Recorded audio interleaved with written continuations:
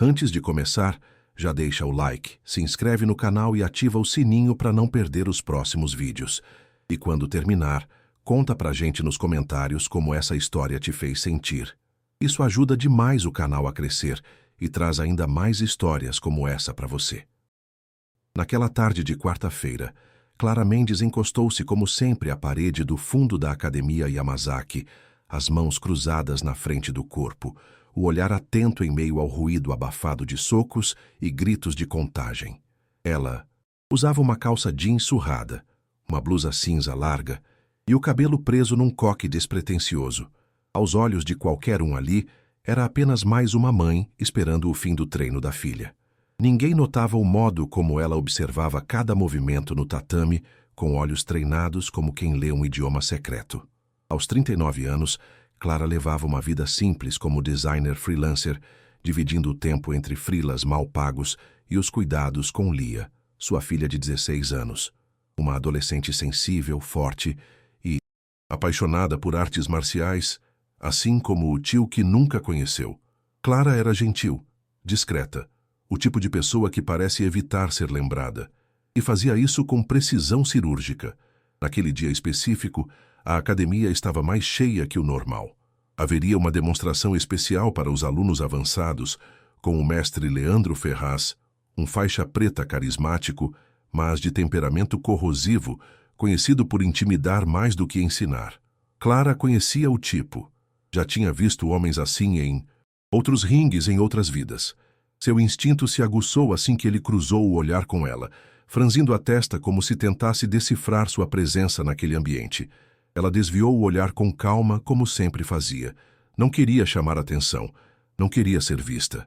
Mas alguma coisa naquele dia, talvez um desequilíbrio imperceptível na energia do lugar, ou apenas o orgulho inflado do instrutor, fez com que Leandro caminhasse até o centro do tatame com um sorriso enviesado. E então, apontando casualmente para ela, disse em voz alta: "Será que a mãe da Lia gostaria de participar de uma demonstração rápida? Só para entendermos o contraste entre um profissional e uma pessoa comum. Era para ser só mais uma quarta-feira comum no subúrbio." Clara Mendes ajeitou a alça da bolsa no ombro e caminhou até a entrada da Academia Yamazaki, onde a filha terminava o treino de jiu-jitsu. O cheiro de suor misturado com tatame velho já era parte daquele ambiente, e Clara se posicionou como sempre fazia, perto da porta de entrada, encostada à parede, invisível por escolha própria. Raramente interagia com outros pais. Era conhecida como a mãe silenciosa da Lia, sempre pontual, educada, olhos cansados, vestindo roupas simples e neutras. Mas havia algo nos olhos de Clara que não combinava com sua aparência pacata, um tipo de firmeza, quase militar, de quem já vira mais do que gostaria. Por trás daquela postura contida, havia uma mulher que aprendera a se apagar para proteger o que restou. Mesmo ali, rodeada por adolescentes e faixas coloridas, algo dentro dela permanecia em alerta, como se esperasse por um estalo que nunca vinha. Naquele dia, porém, algo estava diferente. O mestre Leandro, figura central da academia, transitava pelo espaço com um ar ainda mais altivo do que o habitual. Ele era o tipo de homem que gostava de plateias. Seus treinos viravam palcos, e sua autoridade era inquestionável por ali. Alto, atlético, sempre com a barba impecavelmente aparada e uma expressão de desafio nos olhos, Leandro sabia exatamente como usar o silêncio para pressionar e a voz para humilhar. Quando os alunos erravam, ele sorria com sarcasmo. Quando acertavam, ele dizia que poderiam ter feito melhor. Clara observava tudo com o cuidado de quem sabe onde mora o perigo. E quando Leandro lançou um olhar curioso em sua direção, como se estivesse vendo-a pela primeira vez, ela entendeu. Era o tipo de olhar que precedia um desafio. E naquele ambiente, os desafios nunca vinham por bem. O treino seguia com intensidade, os golpes secos reverberando nas paredes revestidas de banners vermelhos e pretos. Lia, como sempre, se destacava entre os demais, não pela força, mas pela inteligência nos movimentos. Clara a acompanhava com orgulho contido, o tipo de admiração silenciosa que só mães calejadas carregam. Mas algo em Leandro a inquietava. Ele fazia comentários sutis, disfarçados de brincadeiras, que minavam a confiança dos alunos. Em determinado momento, parou o treino, pediu atenção geral e então, num tom de falsa leveza, apontou em direção à parede. A mãe da Lia vem sempre aqui, né? Quietinha, observando tudo. Será que toparia vir aqui e sentir na pele como é enfrentar alguém treinado de verdade? Risos dispersos se espalharam. Clara ficou imóvel. Era difícil dizer se ele fazia aquilo por vaidade, tédio ou simplesmente porque precisava de alguém sobre quem projetar seu poder. Mas naquele instante, ela soube. O que estava em jogo não era apenas ela. Lia encolheu os ombros constrangida. Os colegas olharam ora para Leandro, ora para Clara, com expressões entre o deboche e a expectativa. Clara, por instinto, deu um passo à frente e tentou recusar com um sorriso educado, quase maternal. Acho que não seria apropriado, mestre. Estou só aguardando minha filha. Mas Leandro insistiu, fingindo gentileza com um sorriso venenoso. Disse que seria apenas uma demonstração simples, uma brincadeira leve, e que todos ali sairiam aprendendo alguma coisa. A sutileza de sua crueldade estava justamente nisso: mascarar humilhação de lição, transformar constrangimento em espetáculo. A academia não era apenas um lugar de treino físico. Era também um teatro onde o ego de Leandro interpretava o papel principal. Clara olhou para Lia. Viu nos olhos da filha não só o desconforto, mas algo mais profundo: vergonha. E naquele instante, algo que estava adormecido dentro dela se moveu. Clara inspirou devagar, quase imperceptivelmente. Não havia raiva em seus olhos, tampouco medo.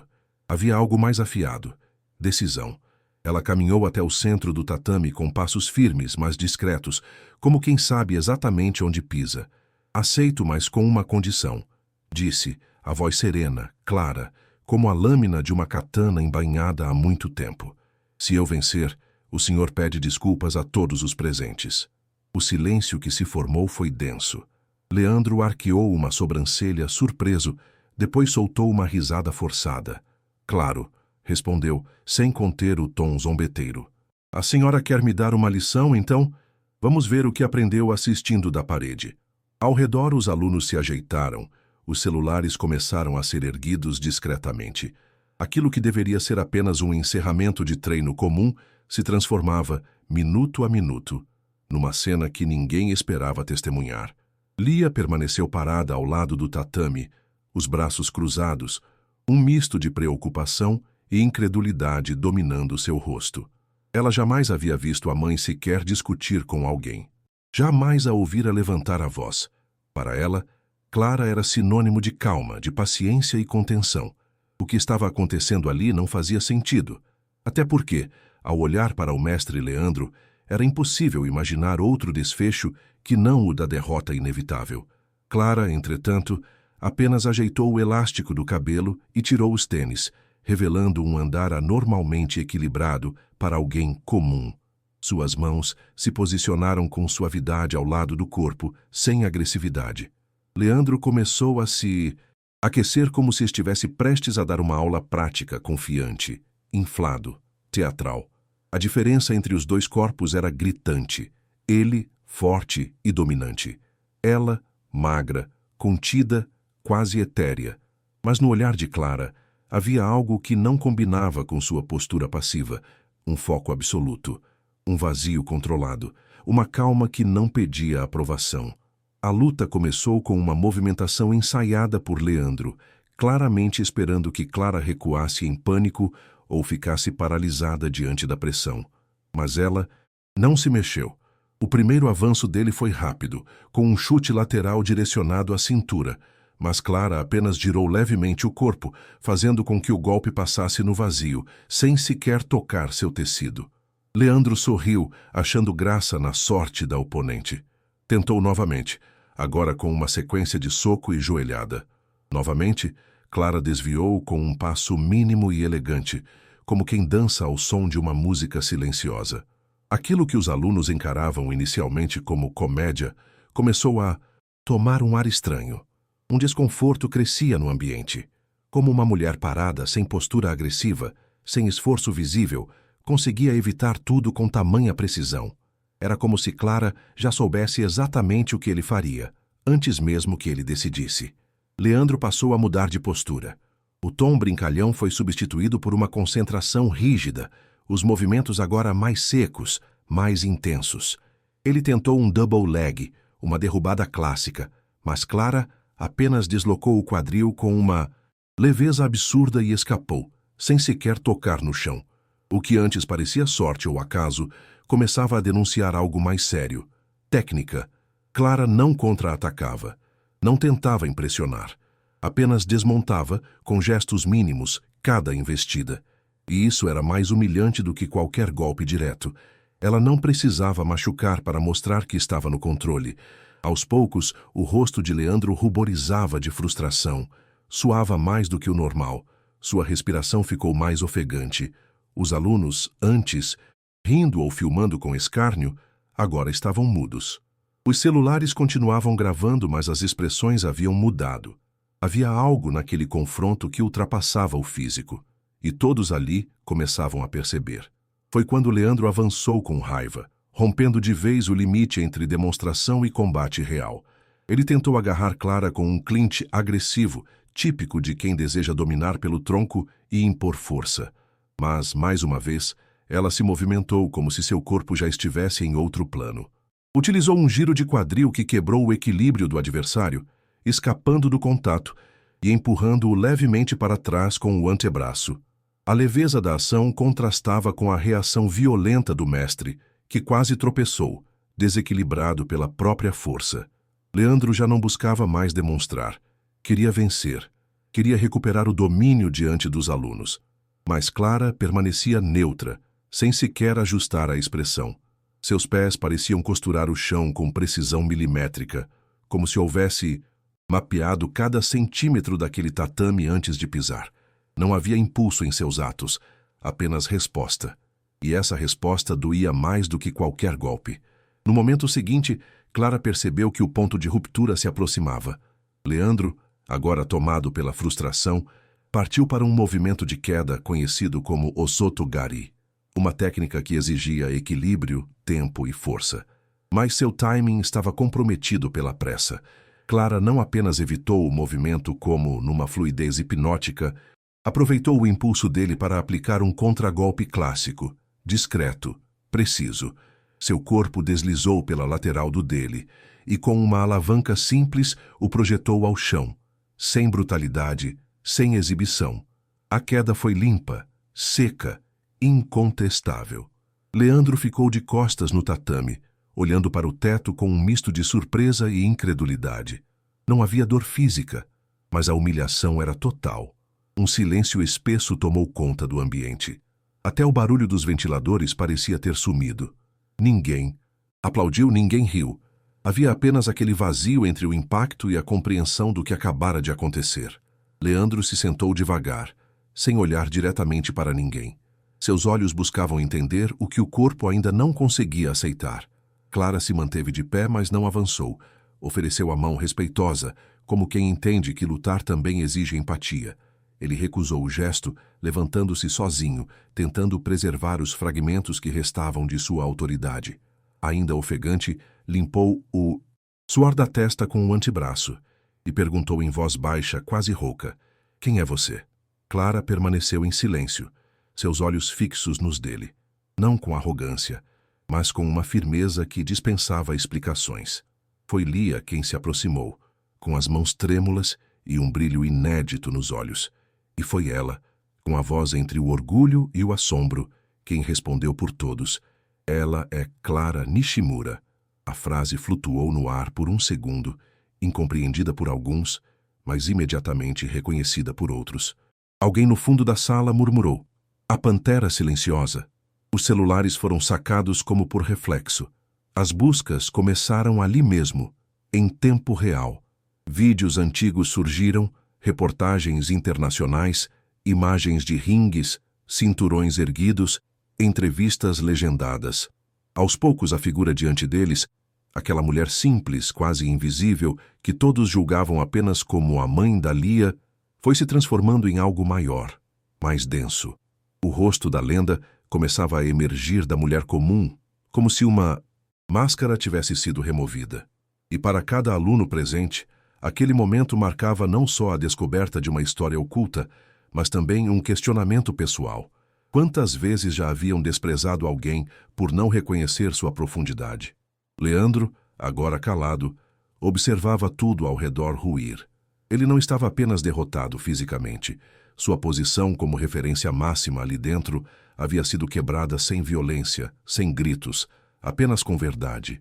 Clara caminhou até a borda do tatame, calçando os tênis com a mesma naturalidade com que os havia tirado. Ela não sorriu. Também não se vangloriou. Apenas voltou ao seu lugar de antes, pegou a bolsa e olhou para Lia, que ainda parecia digerir o que acabara de acontecer. Leandro continuava no centro da roda de olhares, mas agora não era mais o epicentro da autoridade. Era apenas o homem que tentou humilhar, e foi vencido com uma delicadeza que doía mais do que qualquer nocaute. Clara parou por um instante, olhou para o instrutor e disse calmamente: "Você ainda pode ensinar muita coisa, mas precisa aprender um pouco antes." E virou-se para ir embora, puxando Lia pela mão. Ao atravessar a porta, ouviu um dos alunos mais velhos comentar em voz baixa, quase em reverência: "Ela nunca parou de lutar, só escolheu quando e por quê." No carro, Lia permaneceu em silêncio por alguns minutos, olhando fixamente pela janela. Só quando Clara deu partida, ela quebrou o silêncio. "Por que você nunca me contou?" Clara segurou o volante com as duas mãos, mantendo os olhos na rua à frente, e respondeu: "Porque eu queria que você crescesse livre da minha sombra. Queria que escolhesse seus próprios motivos." Lia respirou fundo, lutando para conter as emoções que transbordavam em sua garganta. "Mas você era... é uma lenda, mãe." Clara sorriu pela primeira vez naquela noite, mas era um sorriso pequeno, contido, cheio de dor e amor entrelaçados. "Eu fui, sim, mas deixei de ser quando seu tio morreu. Lutar sem ele não fazia mais sentido. Hoje, foi só porque eu vi você sendo diminuída por algo que não merece moldar quem você é." O carro seguiu pela avenida iluminada, mas ali dentro, mãe e filha atravessavam uma estrada muito mais profunda. Naquela mesma noite, vídeos do confronto já circulavam em grupos de WhatsApp da região e nas redes sociais da própria academia. O nome Clara Nishimura passou a ser digitado com urgência por jovens e adultos que jamais imaginaram que uma campeã mundial tivesse passado anos escondida ali, sob seus narizes, invisível no papel de mãe suburbana. A repercussão foi rápida. Antigos fãs começaram a reaparecer, jornalistas esportivos mandaram mensagens, convites para entrevistas pingavam no e-mail de Clara, que não respondeu a nenhum. Seu telefone permaneceu desligado por 3 dias. Ela não queria voltar a ser símbolo de nada. Aquilo não tinha sido um retorno. Não havia marketing, nem comeback. Havia apenas uma escolha feita diante de um limite: proteger a filha, defender o respeito, silenciar o abuso, nada mais. As pessoas pareciam ter dificuldade em entender isso, talvez porque ainda não compreendessem o verdadeiro significado de força. Na academia, a mudança foi inevitável. Leandro apareceu no treino seguinte visivelmente abatido, com os olhos fundos e o semblante menos inflado. Reuniu os alunos antes da aula e, sem floreios, pediu desculpas publicamente. Admitiu que havia deixado o ego tomar conta, que se esqueceu do propósito real do dojo e que tinha muito a refletir sobre o que significava ser um mestre. Muitos alunos o respeitaram ainda mais por isso, outros apenas o observaram com cautela. Nenhum deles, no entanto, esqueceu o que presenciaram naquela noite. A imagem de Clara no tatame, desviando com fluidez, desmontando sem ferir, virou símbolo, não de poder, mas de domínio verdadeiro.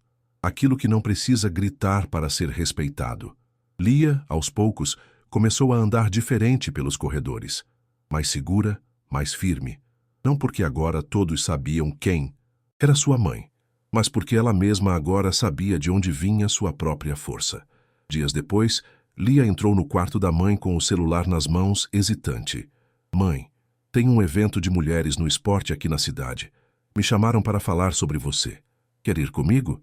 Clara estava sentada à mesa, finalizando um projeto gráfico, os olhos cansados, mas atentos. Pensou por alguns segundos antes de responder. "Você foi convidada, não eu." Lia insistiu. Mas é sobre o impacto que você teve, sobre o que aquilo significou. Clara deixou o mouse de lado, apoiou o queixo na mão e olhou diretamente para a filha. Lia, o que aconteceu naquele dia não foi um espetáculo. Eu não quero que vire bandeira. Eu só fiz o que achei certo. Lia assentiu, compreendendo, mas ainda confusa. Mas e se o que é certo também for inspirador? Clara não respondeu de imediato. Apenas estendeu a mão e apertou levemente a de Lia. Então, que isso inspire você. Não a minha história, mas a sua. Com o passar das semanas, Clara retomou sua rotina com ainda mais discrição. A fama efêmera voltou para onde veio, e o interesse da internet foi sendo engolido pelo próximo viral, como sempre acontece. Mas dentro da academia, uma cultura começou a mudar. Leandro passou a ceder espaço para outros instrutores, incentivou rodas de conversa e reavaliou seus métodos com um senso inédito de humildade. Ele até procurou Clara fora dali, uma semana depois, pedindo desculpas novamente. Dessa vez, longe das câmeras e dos olhares. Ela o ouviu em silêncio, e antes de partir deixou apenas uma frase: quando alguém te domina com respeito, você aprende mais do que com a dor. Não era provocação, era lição. Desde então, Leandro passou a repetir essa frase em seus treinos. Não citava Clara nem precisava. Quem viu entendeu, e quem chegou depois sentia no ar que algo havia mudado profundamente naquele lugar. Apesar da calma restaurada, algo havia se reconfigurado dentro de Clara. Não era vontade de voltar a lutar, disso ela tinha certeza. Mas uma parte dela, há anos adormecida, voltara a respirar. Começou a treinar sozinha no quintal de madrugada quando Lia já dormia. Movimentos lentos, quase meditativos, repetições precisas, silenciosas. Era como reabrir um livro antigo e reler passagens que ainda sabiam exatamente onde doíam. Não fazia isso por saudade ou nostalgia, mas por necessidade. Seu corpo precisava lembrar quem era, não para mostrar ao mundo, mas para que ela própria não esquecesse. A dor da perda do irmão ainda habitava cada gesto, mas agora havia um novo significado: transmitir, preservar, cuidar. Clara não queria mais esconder o passado, apenas não permitir que ele a engolisse. A luta, enfim, deixava de ser memória ou ameaça, e voltava a ser o que sempre foi, parte de sua identidade. Lia percebeu essa mudança, mesmo sem presenciar os treinos secretos. Notava na postura da mãe, no brilho contido dos olhos, na maneira como agora falava sobre limites e escolhas. Começou a fazer perguntas, muitas, sobre lutas, campeonatos, o tio, as viagens, os bastidores. Clara respondia aos poucos, como quem mede as palavras para não romper diques emocionais, mas não evitava mais o assunto. Pela primeira vez, mãe e filha construíam juntas a ponte entre duas mulheres que antes se conheciam apenas pela superfície. Lia compreendia que sua mãe não era só a mulher que a criou com firmeza e silêncio, mas também alguém que havia enfrentado arenas reais, internas e externas, e saído viva delas. Com isso, sua admiração deixou de ser apenas filial, tornou-se profunda, consciente. Mais do que isso, passou a inspirar a adolescente a olhar para a própria trajetória com outros olhos, mais curiosos, mais fortes. Certa tarde, enquanto organizava livros antigos numa estante que quase nunca mexia, Lia encontrou um envelope grosso, amarelado, com o nome Nishimura rabiscado à mão. Abriu com cuidado, como quem invade um relicário, e encontrou dentro uma série de cartas, fotos e recortes de jornal. Havia imagens da mãe sorrindo ao lado de um jovem rapaz de traços semelhantes, o tio. Em outras, Clara posava ao lado de cinturões, troféus e equipes técnicas. Mas havia também uma carta nunca enviada, escrita à mão por Clara, endereçada a um jornalista que havia coberto sua última luta. A carta falava de perda, culpa, da escolha de desaparecer. Era densa, honesta, dolorida. Lia leu tudo com os olhos marejados. Naquela noite, deixou o envelope ao lado da cama da mãe, sem dizer nada.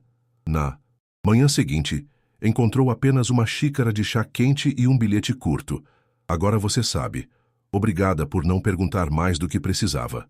Meses depois, uma nova geração de alunos ingressava na Academia Yamazaki.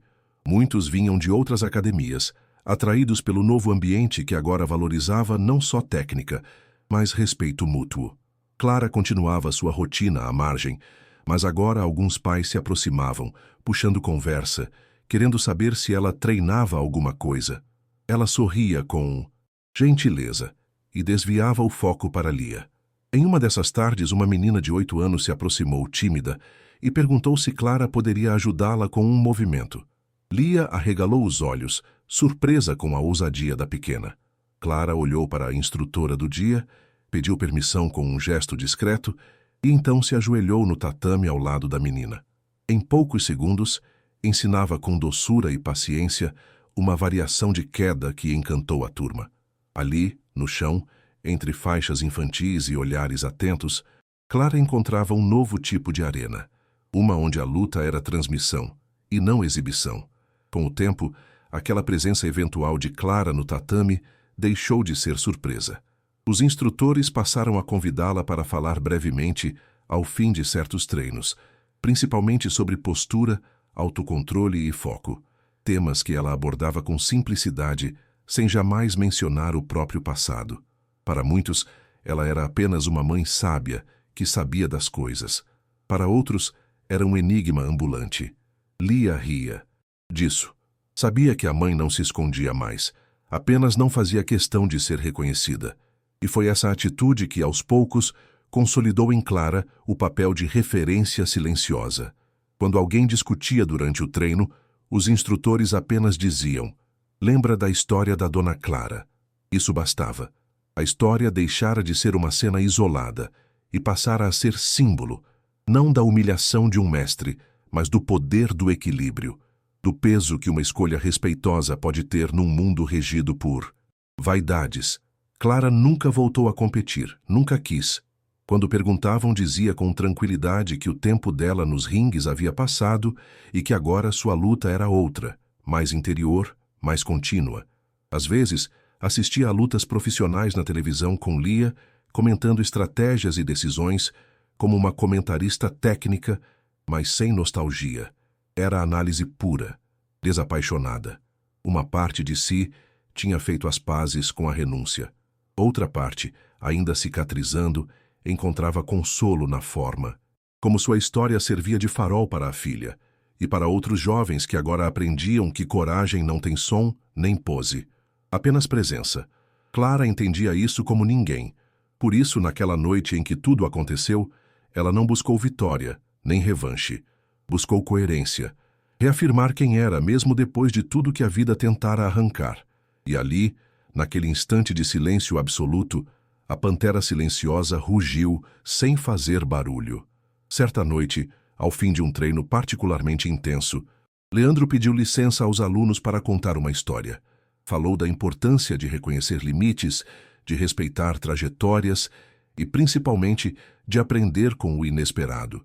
Não mencionou nomes, mas todos sabiam do que se tratava.